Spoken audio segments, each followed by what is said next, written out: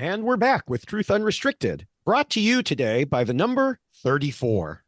34. Yes. Yes, the number 34. I saw a meme yesterday. Just to timestamp this, we're recording May 31st, the day after the verdict that everyone will be talking about for a long time until there's another verdict maybe that they talk about more. Where there were 34 counts, and there was someone, a court reporter, who was outside the courtroom reading off the individual Yes. counts and their thing, and they were like, "Oh, Sesame Street's great today," Yeah. counting all Yes. 34 Yes. individual charges. Yeah. That was my alternative idea on how to start, was just opening by saying one, ah, two, Yeah. But I thought that might go on a little bit too long I with would have cut it. 34 guilty Yeah. counts. 34 guilty verdicts. Yes. Yeah. Yeah. Well, so that's the intro. David did it today just to mix things up. And we are talking about another update on the monstrously encompassing US election and its process. And we already planned to talk today, and then that happened, and it's sometimes you just get lucky, right? Mm-hmm. Yeah, usually it's the other way. Like last time we did an Mm, election update, and literally, we like talked the about next things that day, might happen, and the and next day it happened. Yeah, yeah, and it's like, oh, these predictions aren't predictions anymore. yeah, yeah, but you can't always just postpone just in case something else happens. You just Right, you just gotta right. go with it. Yeah. So, what do you want to start with first, David? Do you want to start with the obvious thing? Or you want to save the obvious thing for last? Well, why don't we talk about the last time we did just a couple of things from last time Sure. first, Oh yeah. because I had predicted, and I don't think it was that huge a prediction, that Shanahan would be named as RFK Jr.'s vice presidential candidate, and Yeah. indeed he named her as such before the podcast even went public. So, there was that. And she has since shown that she's as insane as he is. Yes, she is. She is full of conspiracies, just as full as he is. It's interesting to watch from an anthropological perspective, but pretty Yeah, sad that he's polling at nationwide across the US about 10 to 12% ish. yeah. It's yeah. That's Speaking awful. of insane, yeah. Yeah. And we won't. I think talk about it today, but you and I, of course, have discussed and debated a little bit. Like, who is he pulling from? Is he pulling from Biden? Is he Yeah. pulling from Trump? Is he pulling from people who wouldn't have otherwise voted? We just don't know. Yeah. As crazy as he is, and especially with the anti-vax stuff and the conspiracy. I mean, he has gone full on right wing conspiracy nut. Oh, he is, like we talked about, audience capture in the Yeah. aspect of attempting to capture another influencer's audience. And Hmm. to me, it looks like he's trying to do exactly that. He's trying to be as much like Trump as he possibly can. And I think we brought him up in that episode as Right. well. Right. Right. And what's interesting is Trump is trying to be more like RFK Jr. because Trump, who always had some I say always, for a long time had some anti-vax tendencies, then was trumpeting, no pun intended, the fact that he got, or I say he was claiming that, he was claiming success for the COVID vaccines. Got booed off stage for that almost, eh? And yeah, so now he has switched to anti-vax rhetoric. Yeah. And now he's doing things like making promises, which he can't keep anyway, but that any school that has a vaccine mandate will not get federal funds. Yeah, that sounds like it should be on the list of things RFK Jr. promises, right? But that Right. came from Trump. Yeah. So they're stealing from each other at this point. Yeah. Uh, Yeah. and so it's just, so that's why I feel like most of the people who are voting for him are people who are of that leaning, of the Trump leaning, but they just can't bring themselves to vote for Trump for, obvious reasons. And, if RFK Jr. were to suddenly step aside, which he's not going to do, he's not in No. it to win. He's in it to spread his ideas and grift. Yeah. But if he were to suddenly step aside, or if like the worm ate the rest of his brain, then where would those votes go? I don't know, because these people have already made a determination that they weren't voting for Trump, even though he's the closest to Trump. Maybe they would go back to Trump. Maybe they just wouldn't vote. I don't know. Yeah, it's, in the great dice tumbler of life, it's going to be difficult to tell how this goes. But just so, I just want to make it more clear of kind of set the table for this discussion. I mean, you just mentioned we're not going to go into it, but we're going to go into it, David. Yeah. Because I was actually kind of poo-pooed in another space for proposing this exact same idea, and really, I mean, this is sort of how the Canadian electorate gets divided. And I'm sure that a lot of people in the US are not very familiar with the Canadian system. They think it's kind of strange, whatever. But it's possible for us to have a prime minister that does not have a majority of the seats. Mm-hmm. And they govern just the same. They just have they have to work with other people. They have to shake hands more often with people across the aisle. And so this division of the electorate between more than just two participants happens every election. It's been happening every election for 70, 80 years. Mm-hmm. That we've had a third party strong enough that they actually affect the results. So the idea that I have when I think about it, I think that RFK Jr., first of all, it's hard to apply things like mathematical game theory to irrational actors. It's meant to be for rational thinkers, rational players inside each of the thought experiments of game theory. But each person involved thinks they're rational. So depending on what RFK Jr. wants and what RFK Jr. thinks is happening, he has the possibility of running his campaign right to the election day because it hurts Biden more.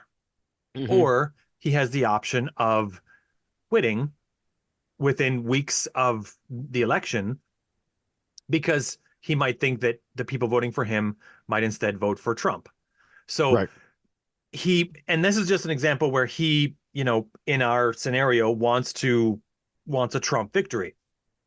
He might want a Biden victory, but the same logic would apply the other way. If he thinks he's holding votes back from Trump and helping Biden win, then he might do that. And he, if he thinks that they would vote for Biden instead of Trump if they weren't voting for him and he wants Biden to win, he could quit weeks in advance and he would get have a greater opportunity of getting the result he particularly wants. Ordinarily, this wouldn't happen if a person was a member of a party, because they owe that party allegiance and the party would just run another candidate. But he's an independent. So that's another thing to keep in mind, is that he doesn't have a party that is pushing him and making him, do this, and that would run another candidate if he quit, which makes him different than everyone else in this scenario. Yeah. Some people don't think that it's a thing that he could do, and it might be that it never crossed his mind. And I hope he never hears this podcast because I don't want to give him real ideas. But, he is an irrational actor and he knows he can't win. And if he's doing this all for attention and he quits on October 15th, he's pretty much already got all the attention that he's likely to get from the campaign. It's going to be over on election day, regardless of whether he wins or not. Well, I'm not sure about that because I don't think he's doing it for campaign attention. I think if he quits, then some of those big money donors that he's brought in, including Shanahan, may look at him and say, well, wait a minute here. We thought you were doing it for the cause, and we're not going to keep funding you if you're just going to walk away. Right. So I think he talks about Trump and Biden being old.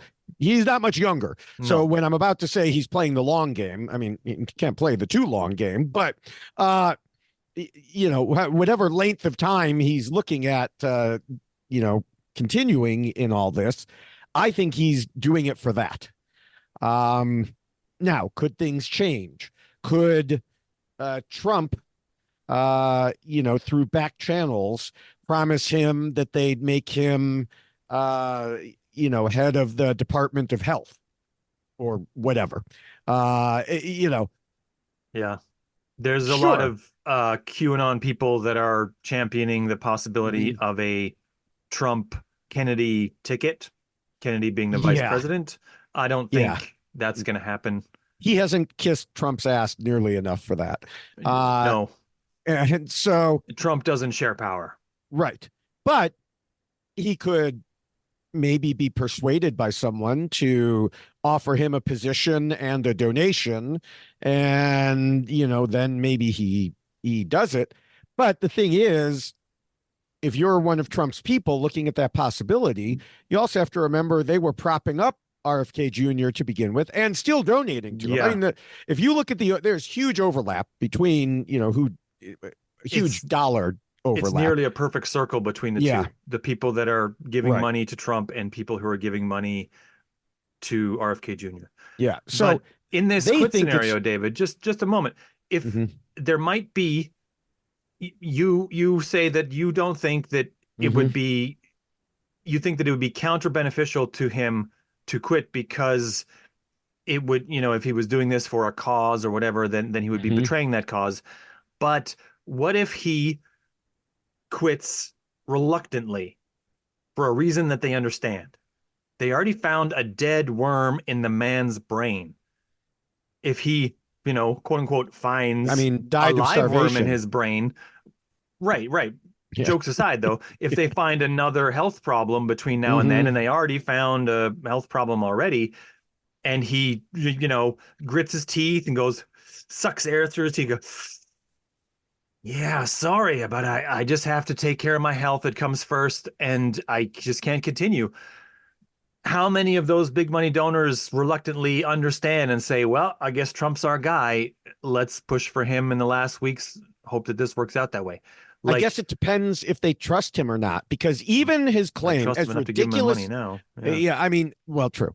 I mean, even his claim about the worm has come under scrutiny. As easy as it is to make jokes about, as easy as it is to accept, it was during his divorce proceeding and used as a reason that he shouldn't have to give money to his ex-wife. You know, so was that real? Was it not? It's a very strange thing to suggest, but yeah. But he's a very strange person.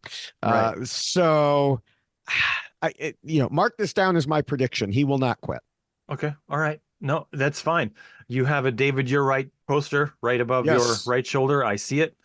And I take that, you know, I've seen you be right enough times that I respect that. You're not right every time, but you do have a history of making strong calls that have come true. And that shouldn't be discounted. Well, let's talk about another one very quickly here. Nikki Haley. I said she would eventually bow down and kiss the ring. And just a few weeks ago, she did exactly that. Yep. She held her nose and endorsed Trump. Yeah, just before he got convicted. Good timing there, Nikki. Yeah. You know, I mean, she, like all these other people, and I know we're going to talk about the convictions in a minute, but it's this almost unanimous wall of Republicans echoing the same thing he has said. And, you know, while Nikki Haley hasn't gotten quite that much, she has said, I am going to vote for him. Yeah. And, you know, a friend of mine asked me and said, well, nobody knows how you actually vote. Could she be lying? And I said, well, it doesn't matter if she's lying. It's not her vote that matters. It's the vote of all the people who supported her and who she had previously said, no, don't vote for this man. And now she says, yes, do it. Yeah. Right. Yeah, that's I didn't hold out a lot of hope that Nikki Haley would have a spine and stick to her principles. Oddly Mhm. enough, the person who, among this group, the few people who have stuck to their principles, and these are oh, turn my phone off. These are people like Mike Pence and Chris Christie, who still, to the last of my knowledge, haven't been to kiss any rings and doesn't look like they will.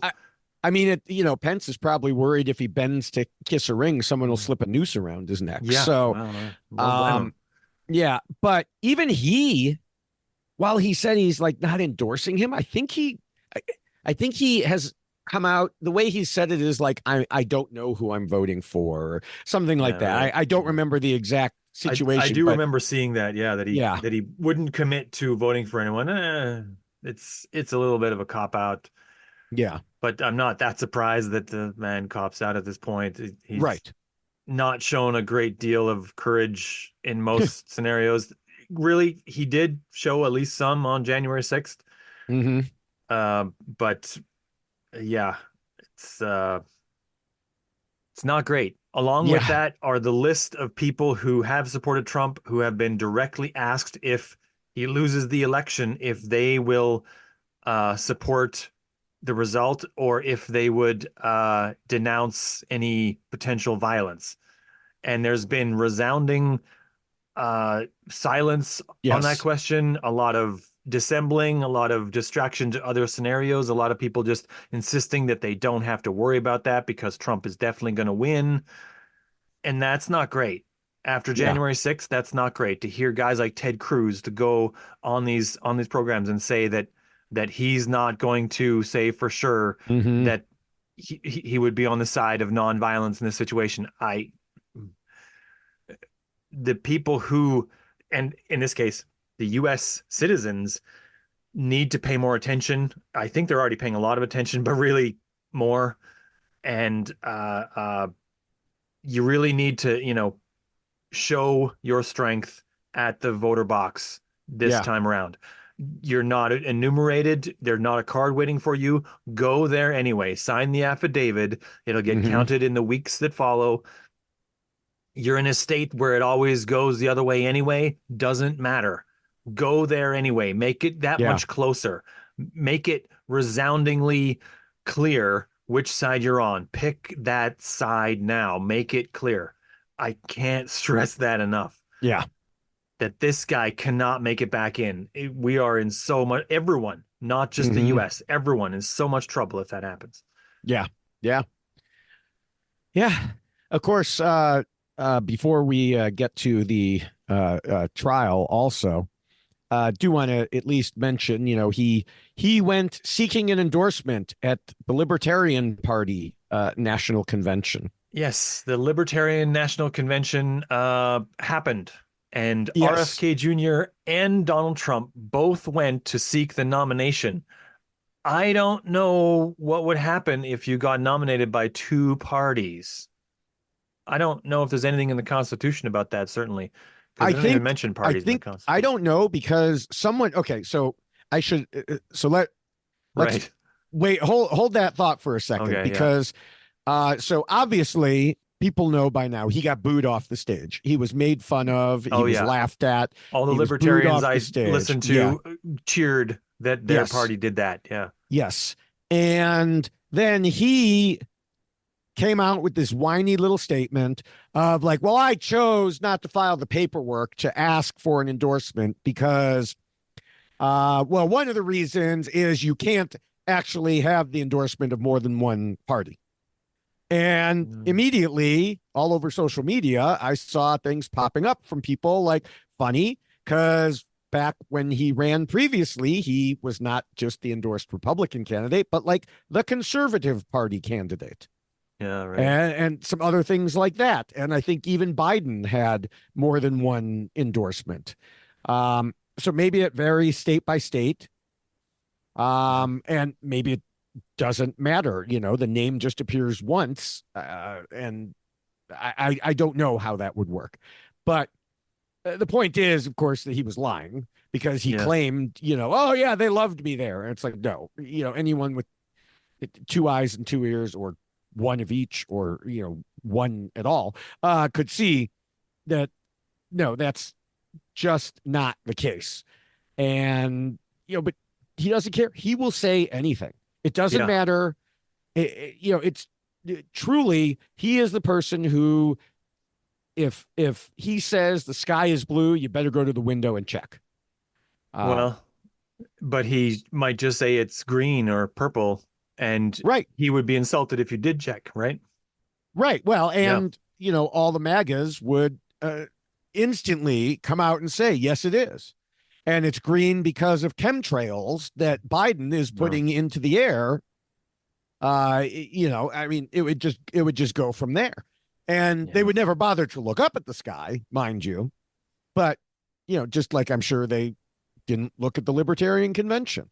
And I do want to mention, I may have mentioned this before on a podcast. I actually attended the Libertarian Convention 30 some years ago. A friend of mine was a delegate, a friend I had met online.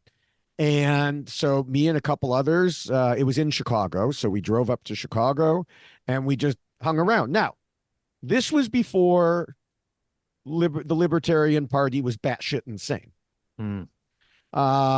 Like, there was one in kind of the vendor type area. There was one anti-abortion table, and everybody was mocking them. Like, seriously, this is the Libertarian Convention.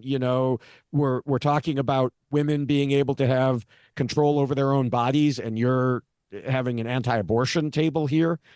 Now, obviously, things have changed, and the Libertarian Party has gone severely right wing. But even they have enough sanity and morals to say no to Donald Trump. Well, we can only hope that continues toward November. The Libertarian Party convention did occur. They selected a guy named Chase Oliver. I think I've heard his name somewhere before, but I can't remember where. I don't think it was in relation to any crimes, so there's that. Yeah. But we don't know anything about this guy. If it looks like he, as a candidate, can affect the overall results, we'll report on him again. Otherwise, he's going to be on the ballot, likely, or at least in some states. I'm not sure if they get listed in every state or not. I don't know. It depends, because that was one thing that happened here in Illinois back when I was in college. Was it used to be that, and I think it still is, but the two major parties automatically were on the ballot. Any other parties could only get on, well, I say automatically. They needed a certain amount of signatures, but that number of signatures was significantly lower than the number for other parties. Yeah. Unless you got any of your candidates got more than 5% of the vote, something like that. I'm talking off the top of my head from something that was three decades ago. Let's just make this clear. But in an election, and then the next election, you would go down to the lower level. And so another guy I knew ran for like the University of Illinois trustee position as a libertarian. And he got more than 5% of the vote. And so the next time up, the libertarians only had to get this lower number. So you know what the governor and the legislature of Illinois did? They made the trustees for the University of Illinois appointed in the future, and they changed the law so they would not be elected anymore. So people could not use that as a way to get that percentage of the vote. Yeah. Well, politics is a dirty game, I guess. Yes. Yes. So if we're tracking other small-time candidates, because, they can shave points off a close election, and that might happen this time. We'll see. But there is a thing called the Green Party. They had a person named Cornel West who was running to be the candidate for that party. He has since dropped out. But Jill Stein is still campaigning for that, and it's widely reported that she's likely to become that candidate again. 8 years Mhm. down the line after the 2016 election when she got somewhere in the range of about 2% of the overall vote Just nationwide. enough. Just enough to screw over the country. Well, Yes. yeah, it was felt that most of the people voting for her would have voted for Hillary Hmm. if they voted. It's like I say, it's difficult to say to retumble Right. those dice, Right. but there was exit polls and they have some numbers and they have at Hmm. least some data to back that up. It was an extremely close election, despite what Donald Trump will say against Hillary, Yeah. and a lot of people feel that was enough to tip the scales. But this time we'll have. There was also a Libertarian Party then, but I don't think they got Hmm. enough of percentage of any votes to look like it might noticeably change anything Yeah. in that election.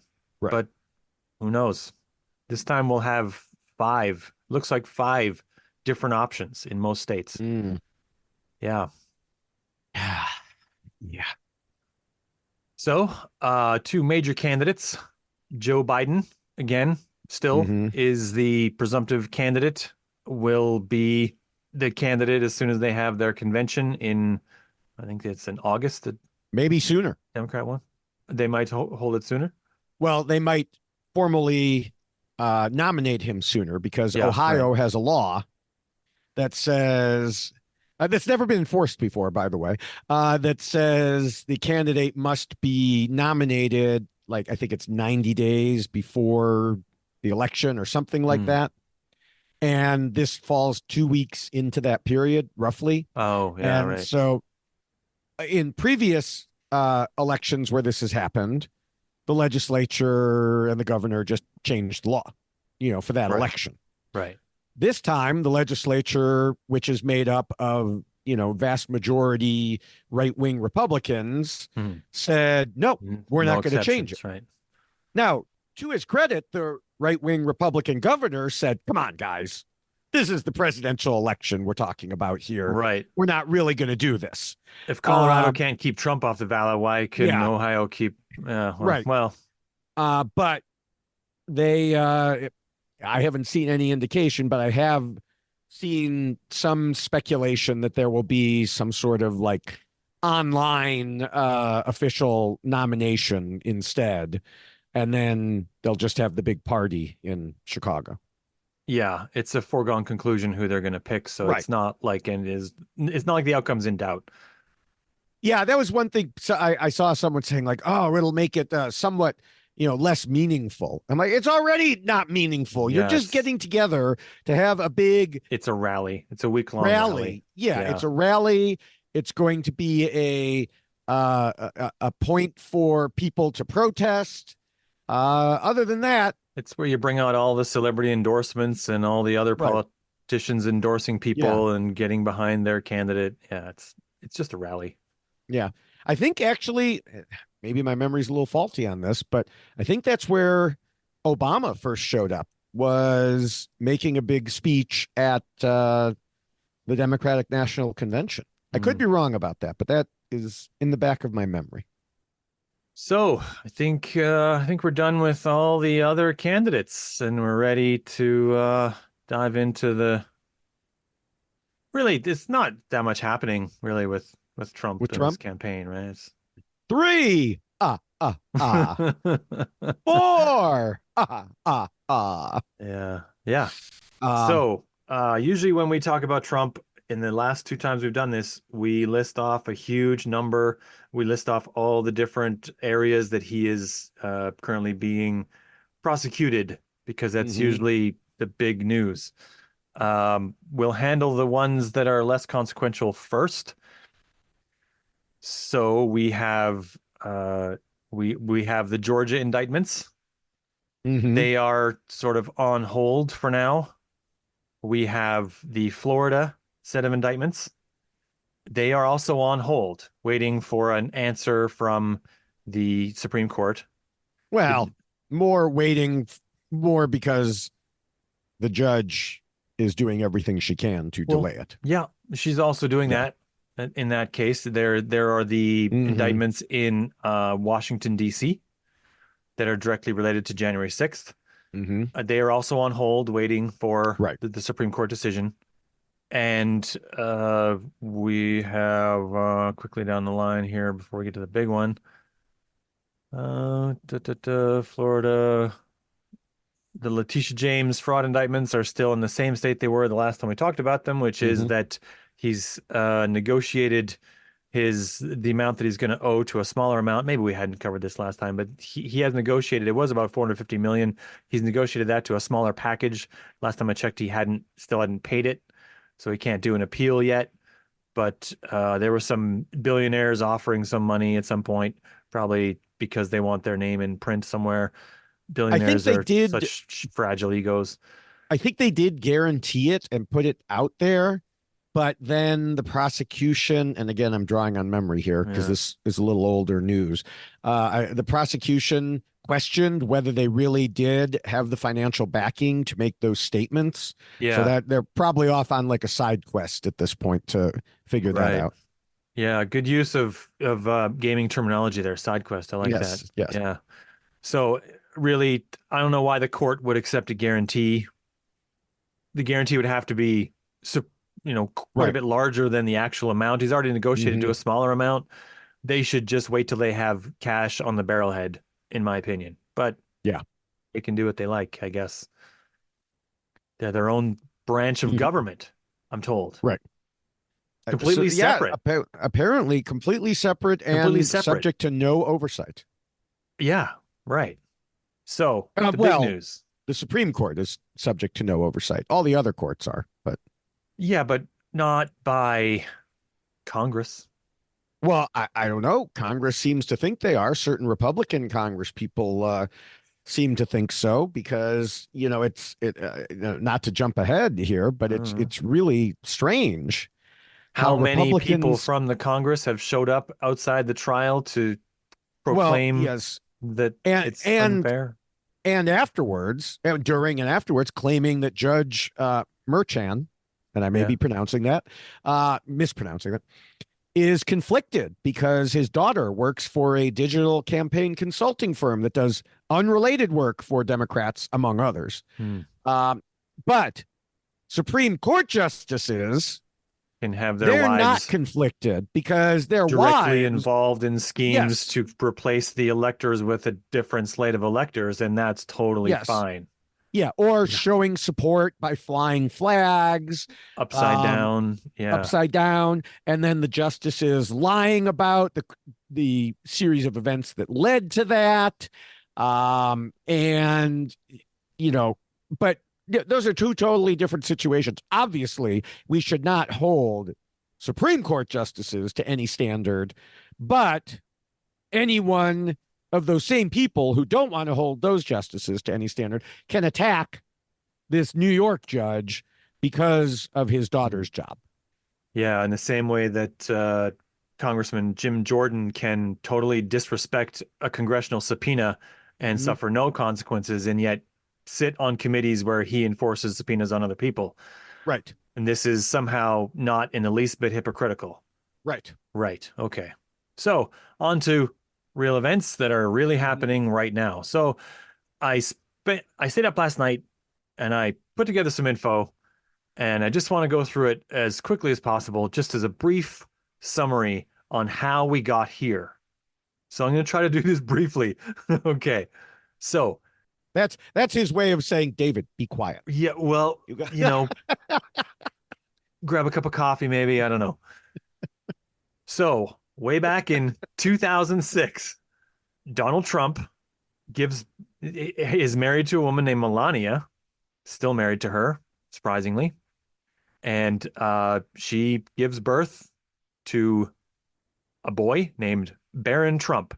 And very, very shortly after that, Trump has an affair with Stormy Daniels. Like, we're talking like, I don't even think she's left the hospital. Like, he's Mhm. already slipping into bed with someone else. And shortly after that affair, in late 2006, across to early 2007, he has an affair that lasts for several months with a former Playboy model named Karen McDougal. So we highlight these because their names would come up during the trial. Mhm. There were others. There were many others. This Oh isn't yeah. like two lone stars in the night or anything like that. There's a whole night sky filled with stars, and those are just two that are used in this particular Right. case. Because what else would you expect from someone endorsed by so much of the evangelical Right. community? So at the time, Trump was not a politician. He was not. I mean, he was famous, but he wasn't like affecting the greater world sort of a position. So Donald Trump starts his campaign in 2015, in which case all the wheels start rolling. Shortly after that, he has a meeting with Michael Cohen and a man named David Pecker, who is the CEO of the company that runs National Enquirer. And they have a meeting that directly discusses National Enquirer's role in this, which is to do what's called capture and kill scenarios on negative stories about Trump. And they just openly discuss this. This is really conspiracy stuff, right? Getting together to have this kind of meeting. 2016, Trump becomes a nominee in July. September of 2016 is when the National Enquirer officially pays Karen McDougal $150,000 for her story about the affair with Trump. They pay that much to get it as an exclusive story. It's not useful if the story isn't exclusive, meaning she can't tell anyone else about the story. And then they just don't run it. That's how capture and kill works. You become the source that, you say you'll tell everyone the truth about everything. People come to you, you pay them for the exclusive, and then you just never tell anyone. The story never gets out. Right. So October 7th, it's not directly involved, but it's sort of like if you're going to tell the story about a river, sometimes you have to tell the story about a prominent rock that the river has to flow around. October 7th is when the Access Hollywood audio is made public. And this was, to my mind, the last time that this sort of objective reality reached Trump's core campaign numbers. Yeah. It did have a downward turn right at that moment. And that was the last time that any news like this at all effectively negatively affected him at all. But it did. And his numbers started going down, and they were already in the works to capture and kill other stories. But this is a thing that causes Stormy Daniels to come forward with her story. And then through discussions with the National Enquirer, she gets paid by Cohen for her story, $130,000. So that story gets sort of squashed. There is some talking like days before the election, there's some story that runs that indicates there was, I think it might have been the Washington Post, but don't hold me on that had some kind of story that related to this, that this might be happening, that these payments might be happening, but they didn't have all the details, and they just said it's fake news, and it was just days before the election. And then people Trump were concerned about her emails anyway. That was obviously much more important. Well, yes. In the story of how Donald Trump became president in 2016, James Comey has a part to play. Oh, yeah. Right. But that's a whole different story. History will tell that story. This is just the story of the trial, and that stuff is a rock to the side of the river instead of in the middle. So Donald Trump becomes president in a very, very close election, as we mentioned earlier. All that work seems to have paid off. Michael Cohen attempts to get paid by Donald Trump, reimbursed for all this money that he's been putting out to pay people for hiding these stories. Trump does what Trump does and neglects to pay him, maybe pays him eventually. It's, the details in what I could find last night are a little scattered. There was many times he attempted to get payment. I think he eventually did get some money, but it wasn't the amount that he was promised. The whole thing made Michael Cohen very unhappy. I'm sure in the offing, I also think these weren't the only two things that he had to pay money out to squash. They were just the ones that they got caught for. Right. And so time moves on. 2018, the Wall Street Journal reports hush money payments. So this is when this starts to break. January of 2018. The part of the story starts to become unfolded to the public, right? February, Michael Cohen tells the New York Times that he personally paid the money and it didn't have anything to do with Trump. Of course, that puts him in legal jeopardy because that's a campaign Mhm. contribution that's from his person, which is far more than the personal amount that he's allowed to give. So he goes way out on a limb to save his guy here. And his guy doesn't do anything at all to help him because people are supposed to be loyal to Trump. Trump doesn't need to be loyal to anyone else. Right. So a lot of things happen at once here.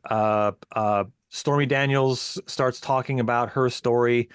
Michael Cohen tries to sue her to prevent her from talking because of the agreement.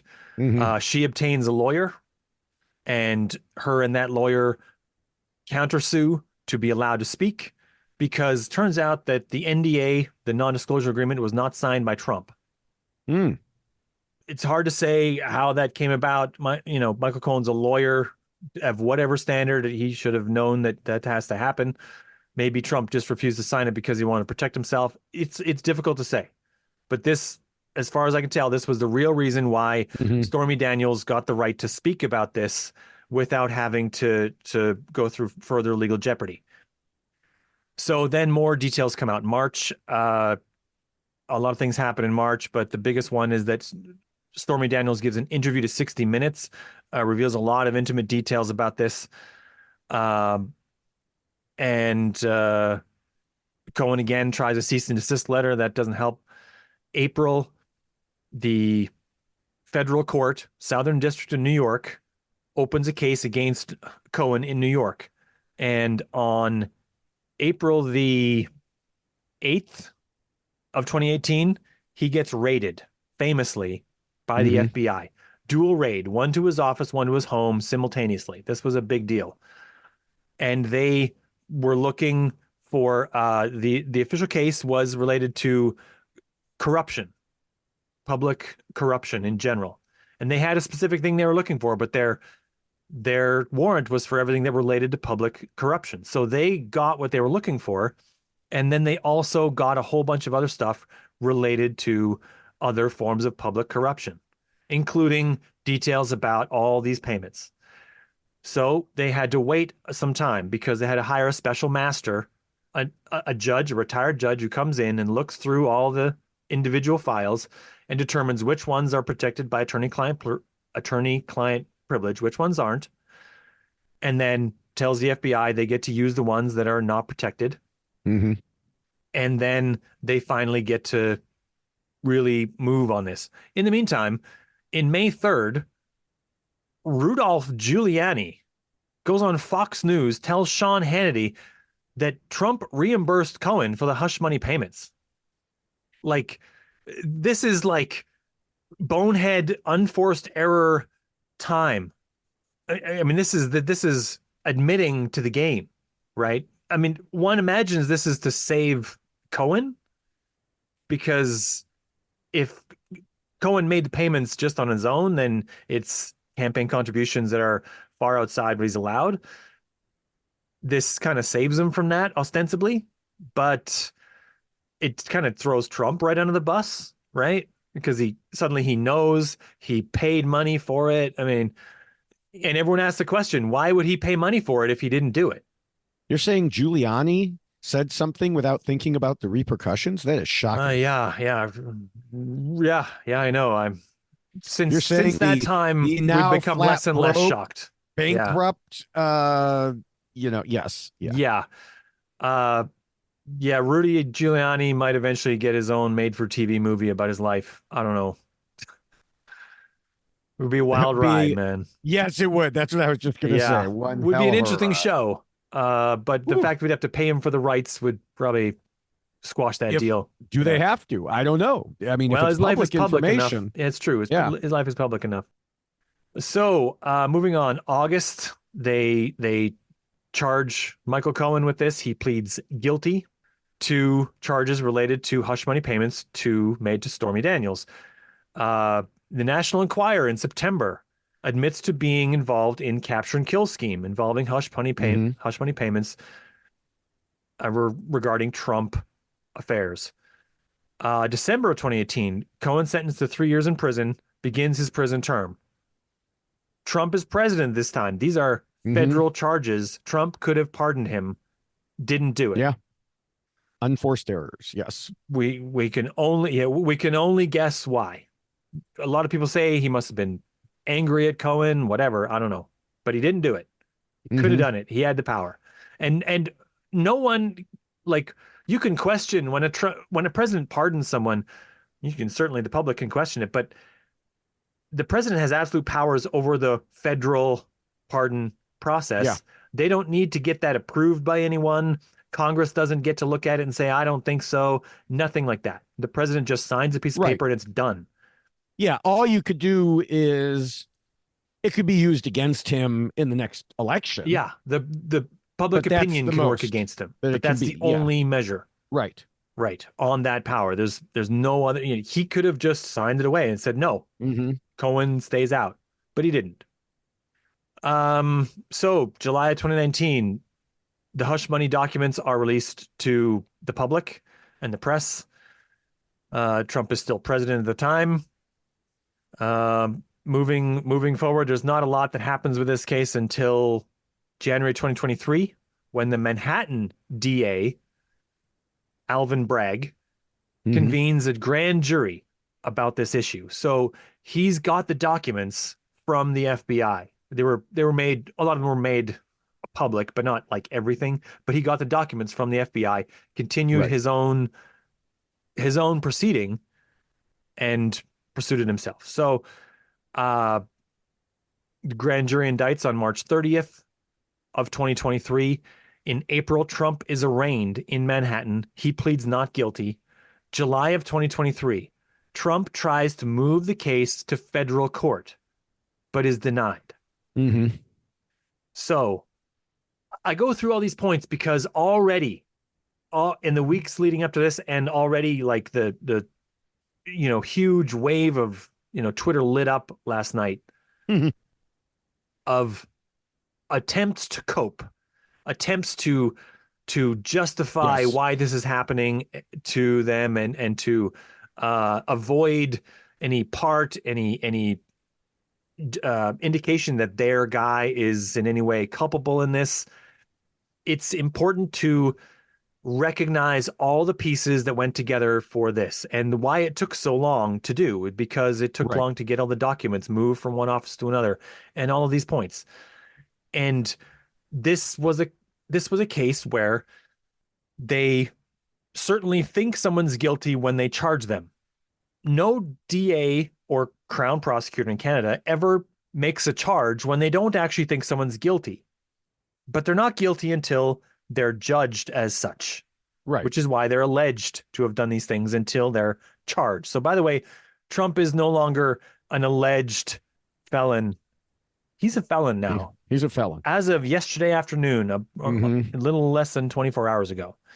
So keep that in mind as you say these things, as you use words with people to form what is going to become the truth for you in your mind. That's the truth in the court. You can think it's something else all you like, but the court says he's guilty. And so it is in the court's eyes. So, and I'd like to point that out because during the trial, let me try to find it here. During the trial, Trump said something. He had many press conferences where he tried to say things, but he said, I wrote it down here. I have so many notes.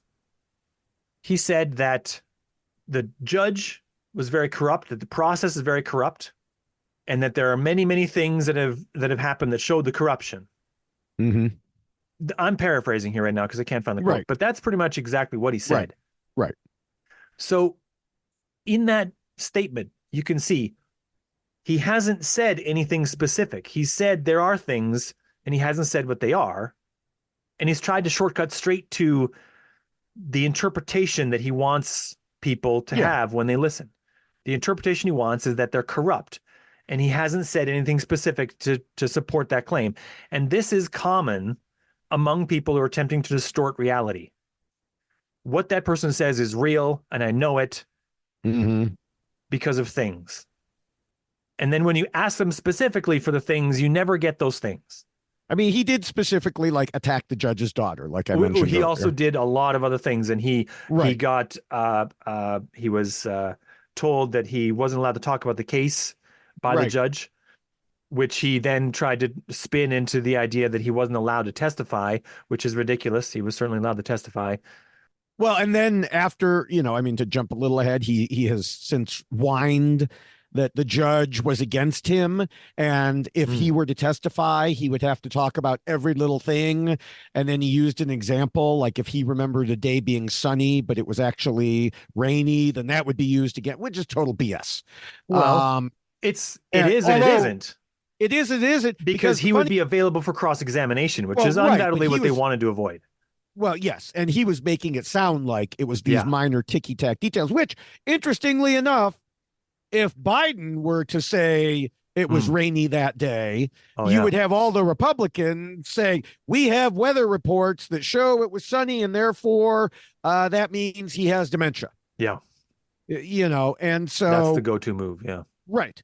But he also did some stuff again during the trial, and like where he and his minions would just spread blatant disinformation, like whining. Why is it that the prosecution gets to go last in this trial? It's attacking Trump, and there's no way this should be allowed. And it's like, it's in New York law. Yeah. It, They it, it have can't be any very clearer. specific rules for how these Right. trials happen, and they're Yeah. following these rules to the Yeah. letter. I guarantee it. Yeah. And so, but of course, it's not a matter of, again, it goes back to the sky is green. It's not, he doesn't care if he No. gets called out as a liar. No. All he cares about are that his supporters get enraged. Right. And they're not getting enraged based on facts. They're getting enraged based on the idea that they won't get the outcome that they want. Right. And so, like, again, jumping ahead, but since we're talking about this, there's a representative in Congress here in Illinois, a little bit away from me, but she represents a rural Illinois district. Her name's Mary Miller. She has in the past like quoted Hitler and stuff like that. And Nice. she posted after the verdict, I sat in this trial. She was one of the ones who made the trek to, Really? sit at his feet and bow down to him. Right. And she said, I sat in this trial for a day and it was a complete sham. The Democrat, quote unquote, judge, as if he's not really a judge, instructed the jury to find President Trump guilty if only 4 out of 12 of them agreed on a crime. The anti-Trump witnesses admitted to lying under oath. The corrupt prosecutor was sent by the Biden DOJ. Literally none of this is true. There is zero truth to any of this. And so Yeah. I was happy to see a local reporter by the name of Brendan Moore. He works for Lee Enterprise News. And he tweeted and said, this, of course, is false. And quite frankly, it's irresponsible for an elected official to amplify. The jury must be unanimous in agreement that the defendant committed a crime to render a guilty verdict. And so Yes. that was only one thing. I mean, she was spreading a fire hose of disinformation. Oh yeah.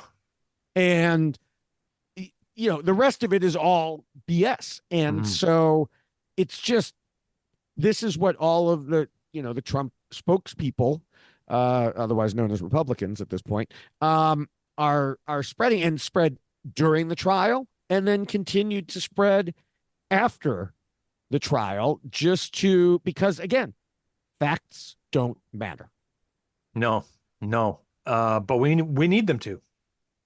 Right. Yeah. And then they say things like that. Lots of them have said, well, if they can do this to him, they could do it to anyone. And If anyone breaks the law, then yeah, they right. can. That's Yeah. kind of the point. As Yeah. many people have pointed out, that's kind of the point, that everyone is subject to the laws of this country. But also in this particular case, I responded to several people who said this, and they're public figures, so they're never going to respond back to me. But I said, well, yeah, anyone who cheats on his wife with a porn star and then pays her off to keep quiet while cooking his books to hide that payment during an election. Yeah. Yes, if that's what you mean by anyone, then yes, they can do it to anyone. But yeah, it's just like I said, the disinformation flow from all corners of the Republican Party are just just insane. Yeah. Yeah. So the last part of the story is so I just want to say before I note the last part of the story that I personally hope that we're able to talk about this calmly, rationally. And I don't say this jokingly, that we're able to do it without a sense of uh glee or haha, I told you so, or anything like that. Some people are definitely happy about this. Are you saying we like you and me, or Well, we the like world in general, everybody? because Okay. I think that, the fact that people on the right in general, and they have very Mhm. generally attempted to slur and slander their way across the political rhetoric over the past 8-ish years since Trump became a real candidate. Mhm. I hope that it doesn't cause too many of the people on the opposite side of them to try to do the exact same thing back to them, because that builds the trenches deeper and keeps us in a heightened state for longer. If we're able to, like, nothing, no, how do I want to say this? Expressing this as a point and laugh moment Mhm. might give people who have suffered the slander and the Right. slurs and all that for so long a sense of personal gratitude that they get to do it back. But I think that's fleeting. Yeah, I don't think it's a point and laugh moment, although I can certainly understand people Right. who do it. Yeah. But I think it is a pointed out moment. Oh, And I'm it's going certainly to, pointing it out. Yeah. I want to go to another elected official here in Illinois, and that would be the governor, Governor Pritzker, who has Hmm. been very vocal in his opinions about Trump, in part because I think he just doesn't like the man, and in part because he probably wants to run for president next time. Right. But he put out a uh, after the verdict, which I know we keep going to the future, or I say I keep going to the future. Right. But uh, he put out a press release, and in part it said, justice has been served after facing a jury of his peers. Donald Trump is exposed as the liar and fraud that he is. Trump evaded the law to deceive voters, and today the law caught up to him. Donald Trump is a racist, a homophobe, a grifter, and a threat to this country. He can now add one more to his list, a felon. Mm-hmm. I mean, it Yeah. gets the point there. It doesn't, he's not dancing with glee. Right. He's making all the points, plus one more that coincidentally happened like the day before or the same day as the trial, which maybe we'll have time to get to, maybe not, which is The Apprentice producer coming out and saying, hey, my NDA is over. I can finally tell you what a racist piece of crap this guy is. Yeah. That's also a thing that happened. Yeah. Right. And a lot of people are almost inured to this. Right. A lot of people already felt it was true regardless. They'd heard rumors and they weren't surprised. But I just want to say quickly about this, getting back to it, is that, lest we bring up the Nazis too much, but during Nuremberg, one of the comments that Goering said that he attempted to mock the Allies with was that, in a way, the Nazis won because they made the Allies come down to the level that the Nazis were at. Now, I don't think that's true. No. But I think it's something that you have to be careful of. It's certainly something that Goering wanted to mock the Allies with, that you're no better than me sort of thing. But if the urge to make the other side sting the way they made you sting is so great that you become no better than them, then we're in a spot, aren't we? Right. And I think that we are better served by, yes, absolutely, stick to sane, sober things. And if those sane, sober things are that he's a fraud and a liar and a transphobe and a homophobe and a racist, all those things, and you can show them, absolutely. I don't have a problem with that. I call them those things. Right. But if your intent is to make someone who supported him embarrassed to have done so, I don't think you're helping anything. Well, I it's think also not. It's not going to work. right. I mean, It's like also not going to work. It's Right. convincing a cult member that the cult leader is bad when Right. literally the whole narrative of the cult is they're going to try to convince you that the cult leader is bad. Right. Yeah. Right. They're sort of predisposed to, not listen to that at all. Yeah. But their side already thinks that this side is going to just mock them because that's what they do. Right. I mean, there's Right. literally a flag flying in my neighborhood, and I may have mentioned this before, that says, Trump 2024, make liberals cry again. Yeah. Yeah. Right. Like that's the reason that they're Yeah. promoting to elect Trump, is to make liberals cry. Right. Yeah. And So so when I see TikTok videos this morning, where, they're grabbing a video capture of a person who supports Trump mhm, crying about the verdict and mhm. then mocking them for crying, I get no joy from that. I think that we should try to, maybe it's been overdone, but what Michelle Obama said, try to take the high road a little more, or the low road's going to win. I know. I don't want. The thing is, I agree with you, Yeah. but I also don't want to police how other people feel. No. Like I say, I'm not. I'm not trying to do that either. Right. That's an important point. Is that I'm not going to mock anyone who does that mocking or Right. try to say that they're doing it wrong or whatever. I just think that everyone and the future will be better served if we can handle this more like adults and less like children, because it's their side that wants us to act like children. It makes it easier for them to mock us the next time something comes around. The problem is that it's not just their side that needs to grow up. Well, it's the media. Yeah. And this is something that I've seen. It's like, so certainly now, all those newspapers that, put out articles saying Biden's too old and should not run again, certainly they're going to run articles that say Trump is a felon and should not run again. Right? Right? And they're not. I mean, there's been a few, but no, they're not. And they just treat it all differently. It's like you said about the Apprentice thing. Everybody knew already. Yeah. There was this big story.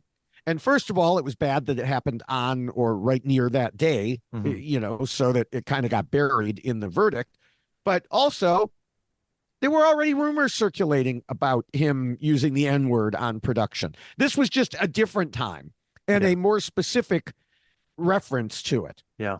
And there was a big article on Slate from the guy who did it. And, if the information had been released before 2016, then I could see it having an impact. Yeah. Now, people know who Trump is. And what's interesting is the biggest part to me isn't that he used the N-word. It's the way production made him seem smarter and more successful, because that's what they needed. Now, they didn't know that they were grooming a con man to run for president. So I'm not suggesting we, say, oh, you terrible people, you did this. They were making a TV show, an entertainment product. Yeah. And, but did it make him seem much better in the eyes of the public? Yes, it did. And that contributed. But at this point, everyone knows who he is and what he is. And new stories coming out, they just don't have an impact. You're either a Trumper or you're not. And yes, there are some people, as an example, there are some people who have claimed in polls, and I know we still haven't even technically gotten to the verdict yet in your timeline here, Yeah, but yeah. um, Everyone knows the verdict already. yeah, It's fine. but there are people who have said in polls, hypothetically, would you vote for Trump if he were, convicted of felonies? Hmm. And the number that sticks in my head is about 17%. But, every poll is going to be a little different. So Yeah. whatever it is, it's an impactful number, Yeah. have said no, they would not. But that was theoretical. Yeah. And although I have seen certain Democrat type accounts, not official Democrat accounts, but like Angry Staffer on Twitter, which has a big following, and he, was clearly involved in, politics for a long time and has inside information about what's going on. He posted and said, see, now they're going to, lose votes. And I'm like, are they though? Is he? Yeah. Because there's That's not the guaranteed. hypothetical, and then there's the reality. And it's one thing to say, oh, yeah, I would never vote for a convicted felon. Yeah. But if they buy into the whole narrative that he's not really a convicted felon, because he's still got his appeals and it was all a sham and this and that. I mean, Yeah. is he going to lose a few votes? Probably a few, a very few. But if you needed a court to show you that Trump was a con man and a fraudster and a criminal, then you are already deluding yourself. Yeah. It's been pretty obvious for a very long Yeah. time. So, yeah, maybe we should just get to the last of this here. As you Yes. mentioned a couple times, we skipped ahead, but that's fine. Everyone understands what verdict happened yesterday. Mm-hmm. The jury deliberated for a day and a half. They Mhm. started Wednesday morning. On Thursday morning, they asked the judge to repeat the jury instructions to make them clarified. They needed one more time. So there Mhm. must have been something going on Wednesday night that some part they were deliberating on. And then they also asked at the same time for the right to stay a little later in the day if they needed to, which is Mhm. interesting because by the end of the day, I don't know the exact time, but I think it was sometime around 2 o'clock Pacific, 5 o'clock Eastern or so.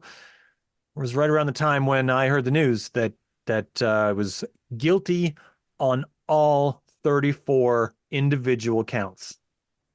Yeah, I didn't hear the part about them requesting to stay later in the day. I had heard the judge was about to he had informed the attorneys, hey, I'm going to let the jury go at 4:30. Yeah. And so, 4:15 rolls around and all of a sudden they hit the button that says we have a verdict. And everybody's yeah. like, what? What? Right. Yeah. And then they needed time to fill out the paperwork, apparently, because right. Filling out the paperwork on 34 charges is a lot. Yeah. And so that took them past the 4:30, but right. Yeah. So as far as people who will attempt to claim something about this trial that they say isn't true, that you mentioned that a person said that only 4 of the 12 were needed, which is false. All that's going to be in the court record. The court keeps track of all of it completely in multiple places, and it can be checked later. It's pretty much the most documented place on earth is a Western courtroom. Mm-hmm. To say that something happened there that won't appear in the record is ludicrous, completely ludicrous. But that doesn't stop them. I mean, we won't stop them. No, but Representative Mary Miller is completely ludicrous. So, true. But when you encounter these people, don't feel the least bit hesitant to just tell them they're wrong. Yeah. Be kind about it. I manage to do that most times. Be kind about it. But I tell them that's not true. I'm not happy that you're wrong about that, but you are wrong about it. And sorry, but that's reality. Reality is the thing that should be guiding us.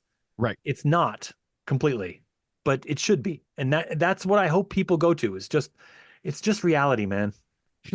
It does, it doesn't need to be like sticking a knife in and twisting it or anything like that. It is what it is. Mhm. He was found guilty. They did the trial the right way. He was found unanimously guilty, and it had to be unanimous. Yeah, It's a criminal unanimously trial. guilty by 12 people who were essentially agreed upon by Yeah, both sets of attorneys, that's right. including, I believe, one who said he gets most of his information from like Fox News or, Truth Social or something like that. And so, yeah, I mean, all it would have taken was one juror to hang the jury. Yeah. And so when I heard that they had a verdict this quickly, I knew it wasn't a hung jury. Yeah. They would have I was stayed longer. surprised pleasantly that it was guilty across the board. But that's how convincing the evidence was against him. These Yeah. are just 12 average citizens who did what all these Republican elected officials wouldn't do. They're too busy kowtowing and, kissing his ass, and they won't stand up and say he's guilty. Yeah. The prosecution called 20 witnesses. They included Stormy Daniels, Michael Cohen, and David Pecker. And the defense called 2 witnesses. It took less time for the defense to lay out their defense than it did for the jury to deliberate. That seems fairly significant. A lot of people wondered why Trump didn't testify. Trump says that Trump's essentially, like, when I hear him say things like what you said he said, I'm hearing that he doesn't want to get caught in a lie. Right. And he doesn't, he's saying it's going to be a lie about the weather, but cross-examination is for real. If you are getting sworn in and then you're just going to try to lie on the stand, well, they're going to impeach you on that and impeach you on that, and they're going to bring it up and they're going to show it in court, and it'll be evidence in Right. court. As soon as you try to lie about it, they can bring that into evidence. And that's been sort of the holy grail of a lot of these trials, is what if Trump gets on the stand? What will he say? Is he even capable of telling the truth? Well, and is he capable of putting 2 sentences together? Well, now, I mean, we've all seen the video of what happened when the teleprompter went down at the NRA convention, and he just stood there. Yeah. And they're making up excuses. Oh, it was a dramatic pause. It wasn't a dramatic pause. He had no idea what to say. They brought him out, printed out papers to read at his press conferences outside the courthouse. Anytime he tries to go off script, he just goes off. And in a cross-examination, he would only make himself look guiltier. Yeah, there wouldn't be any kind of indicator in his ear to remind him how to stay on track. There wouldn't be any teleprompter to keep him on task. There would be nothing like that, and he would be at the mercy of very well-trained attorneys who really, there's a reason why we compare attorneys to sharks. In a courtroom, I'm sure they seem a lot like that when they're asking questions of a person, right? And then, he also, as far as the witnesses, he claimed afterwards that a lot of the key witnesses weren't called. Yeah. Okay. You had a defense. You could have called them, except you didn't actually want them to testify and be cross-examined. Yeah. So, I did hear his attorney this morning in an interview say this, where someone asked him why certain key people from this weren't called as witnesses. And the attorney said, well, it's the prosecution's responsibility to call them.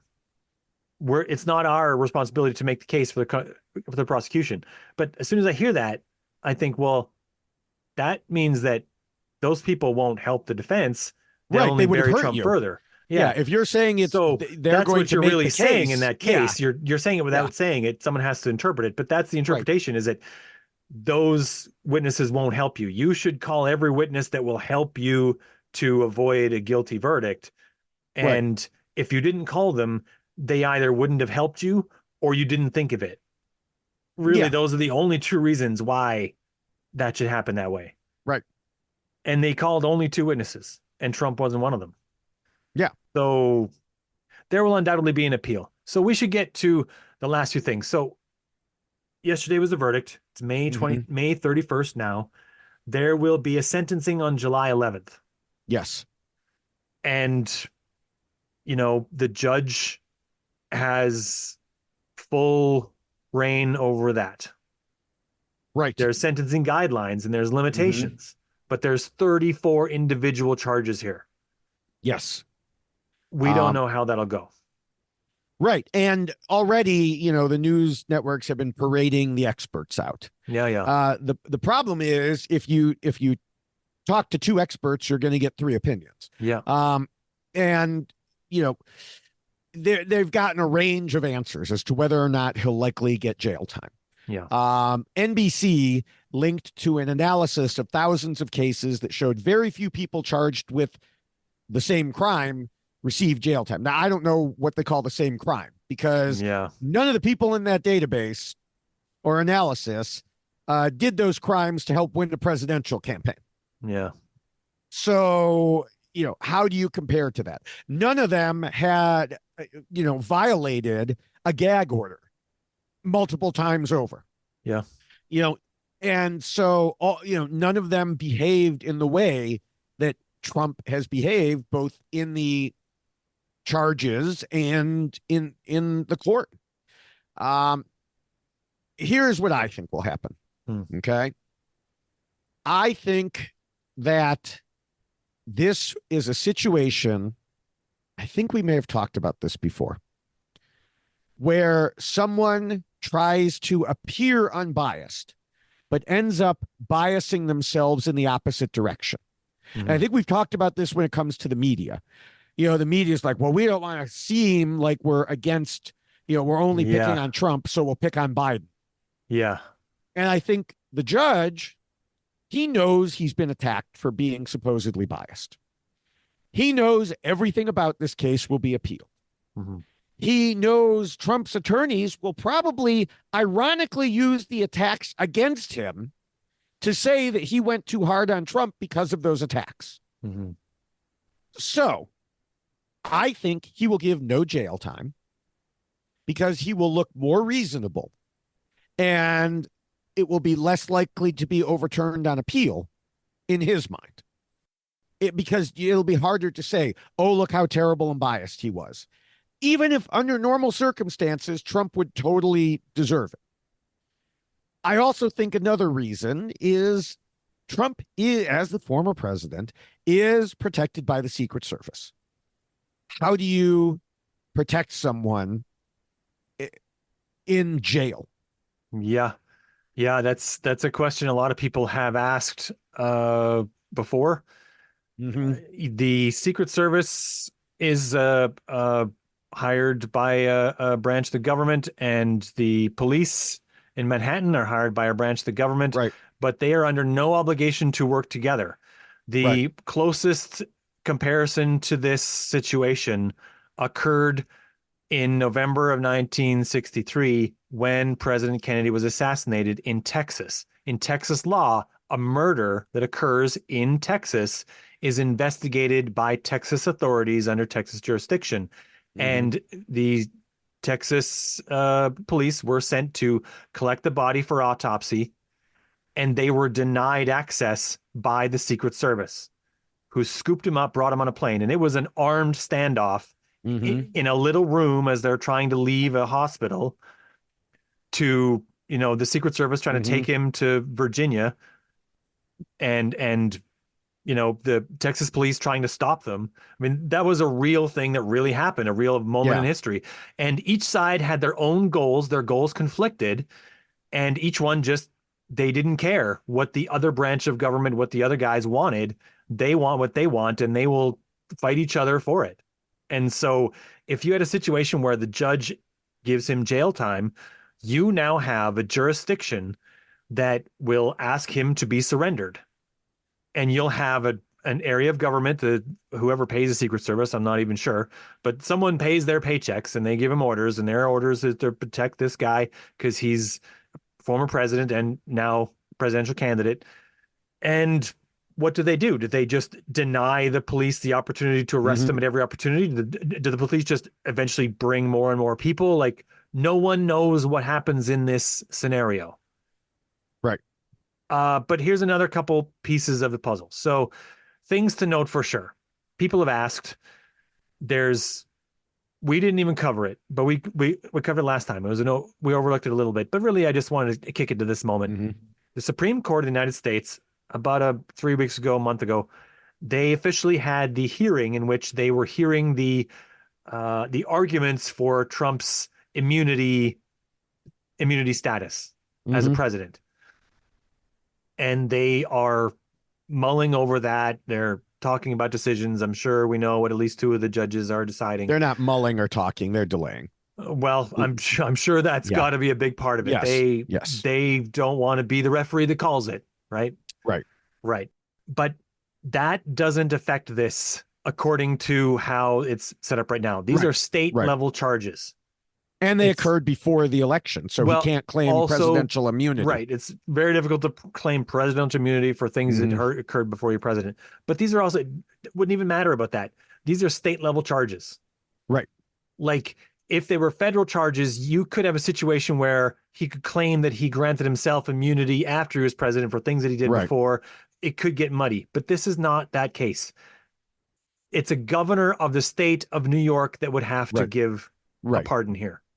And she has basically indicated she's not going to. Kathy Hochul, she's not. Right. And I mean, it's not quite as simple as saying they're all state level charges, because there are federal election laws that were brought up, and I'm, from what I've read, it's a state court. It's the state court, it's but that's going to be part of the appeal is saying this never should have come. This never should have been done in a state court. That will be part of the appeal. But that only applies to some of the 34 charges. True, but that should have come up in when Trump went to ask for this to get moved to a federal court. Then that should have been brought up then, and those I would think those arguments should have been brought up then and then adjudicated at that time. Which at that time they were chosen to not move it to federal court. So it seems like they covered a lot of their bases here on this. And the other thing to note is that a lot of people, I think probably today, are sobering up to the possibility that they felt that as a felon, you couldn't be a candidate for president. But there's nothing in the Constitution that says that. There are restrictions on who can run for president. You have to be a natural born citizen. You have to be over 35 years old. You have to have been a resident of the United States for, I think it's 6 or 7 years or something. But you don't have to be not a felon. It's not a thing they listed. Maybe it's an oversight. I don't know. I mean, they didn't think anyone would be insane enough to elect a felon, to vote for a felon, to support. It's extremely unwise to support a felon for president. Yeah. Because he's probably going to have to surrender his passport. Yeah. And there's a bunch of countries that won't let you in if you're a felon. Right. Including Canada. Right. And Canada's not going to give a shit about any other factor. They're like, no, that's our rule. Yeah. He can't even vote for himself in Florida. Well, I did look that up. Florida will, if you're a felon from a different state, they will follow the rules in that state. Oh, okay. So if you're not incarcerated at the time, and the rules get a little vague. Like, I think the incarceration includes time on parole. Like if you're sentenced to 10 years, you did 5 years, you have 5 years of parole, and you're living in Florida, you were incarcerated in New York. For some reason, you're allowed to do your parole in Florida for reasons I don't know, but you are. Yeah. I think that includes, like, you're on parole, so you can't vote because you wouldn't be able to vote then. I'm pretty sure. Okay. But Florida would allow him to follow the New York laws on this matter. So if he's not sent to prison, then, and just given like probation or whatever, right, then he would be allowed to vote in Florida. One vote for himself there. Yeah. Well, one more.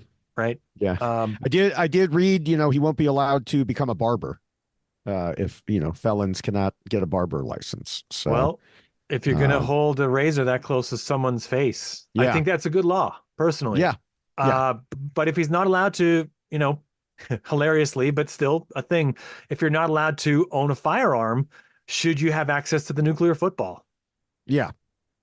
That thing that follows the president around everywhere as a Hmm. just in case you got to retaliate nuclearly, you can do it immediately and not have to wait for you to get to a spot to Yeah, communicate. Right. Uh, yeah. Some people said that you can't be president if you're a felon because you can't serve in the military if you're a felon. Well, the president's not a member of the military. right, Despite the fact they're commander in chief, they're not actually a right. member of the military. And that's also a rule that's come up in different situations where people say whether someone, it came up a lot with Obama, Hmm. whether or not someone saluted Obama or Obama saluted them or whatever. Right. You're not required to salute the president. The president's not required to salute you.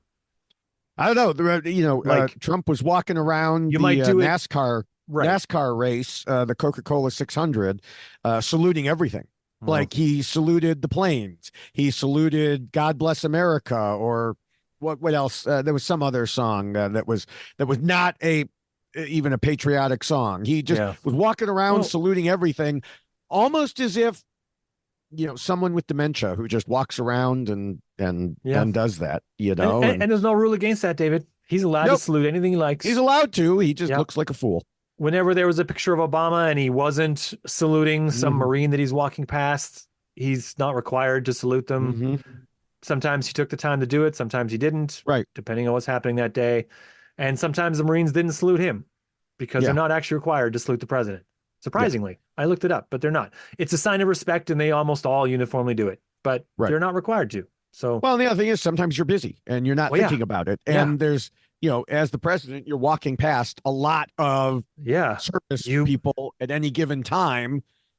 as president, you might have a lot of things to do that day. Exactly. I don't Yeah. know if anyone pointed Yeah. that out. It's just a I mean, thing. not Trump. He doesn't have, I don't know. He all didn't he get a had to lot do done was as watch president. Fox News. So that's our entire coverage for the U.S. election update. Yes. Where can people find you, David? People can find me mostly on Twitter for stuff like this, where I'm at David Bloomberg. You can find all of my different accounts on Linktree, where I'm Linktree/David Bloomberg with a dot before the EE in the URL there. And I'm on Blue Sky and Threads as well. At David Bloomberg on Blue Sky, at David Bloomberg TV on Threads. And you may wonder, why is that TV there? And that is because it's linked to my Instagram. And for Instagram, YouTube, and TikTok, I am at David Bloomberg TV, though I do not do anything political on the video channels. I just do mostly pretty much reality TV stuff, which, links back to The Apprentice, which I used to cover. I used to cover The Apprentice, and who knew? Who knew? Who could have knew predicted? it would reach here? Yeah. I hold you responsible, David. Yeah. Well, I mean, I literally stopped writing my column on The Apprentice because it was my column talked about why each player that he fired got fired. But after a few seasons, the reasons became so ridiculous and capricious, I could not assign a logical reason to them. So I had to stop writing the column. Yeah. Well, again, prediction. Yeah. It fits. It's a piece of the puzzle that fits perfectly in with the thing we're looking at right now. So yeah. This podcast, if you have any questions, comments, complaints, concerns, you can send that email to truthunrestricted@gmail.com.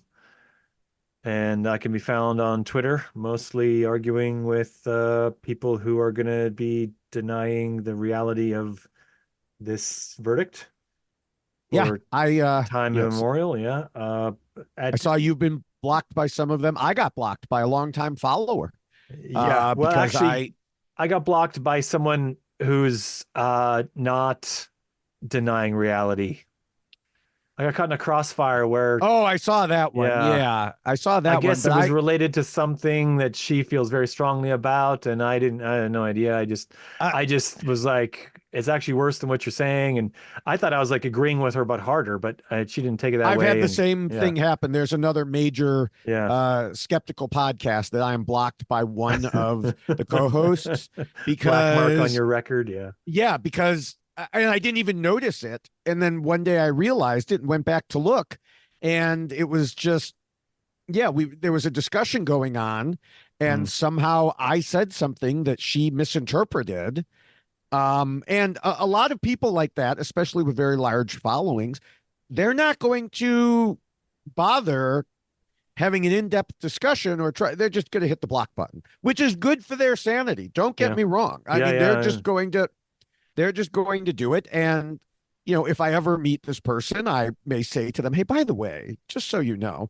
And then there's other people. I got blocked by a local state news source.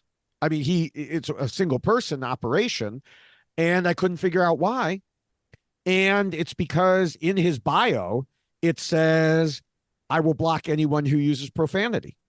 mm, And at one point, not in responding to him, but responding to someone else. But it was an ongoing conversation with him.